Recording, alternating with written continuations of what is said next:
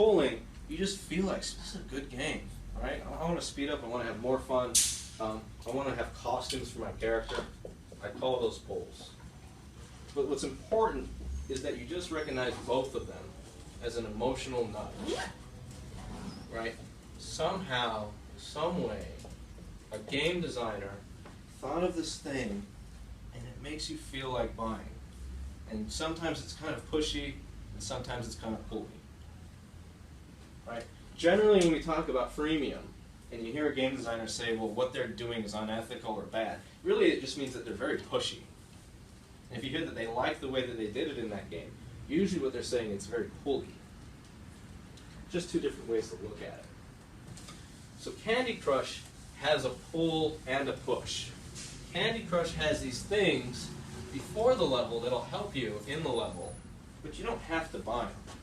But when you get to that hard wall, to the level that you just can't beat, that's a push. Right? What's that? It just reminds me a lot of a casino setup. He said it reminds him of a casino setup, and it really does. Slot machines, by the way, if you look at the top 50, I didn't put the categories there, but there's a ton of slot machine games, casino games, and poker games in the top 200 right now. Right? That's because they're casual games, people know how to play them, they go to the store looking for them, they find one that's free, they pop it, they download it, and then what makes it monetized though is how well they've set up the game design and how well they've set up those emotional feelings when you're playing the game.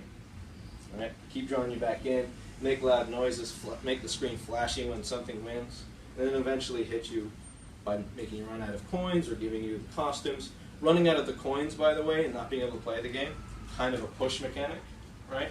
Can't play anymore unless you give me $1, right?